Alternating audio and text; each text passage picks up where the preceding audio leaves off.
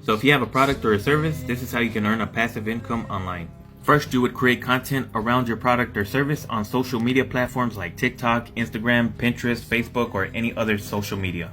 Then you would direct that traffic to a landing page where you would build curiosity and get people to click on to the next page. Now, before they can go to the next page, you're going to capture their name and their email, and this is important, and I'll explain why in a minute. Then after they enter in their name and their email, they're going to be taken to what's called a bridge page. So this is a short video of you or somebody else explaining more about the product and what they can expect when they click on the button that takes them to the next page.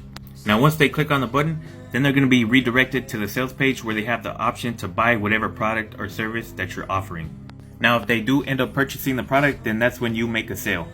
But if they do make it to the sales page and they don't end up buying, this is the reason why we capture their name and their email.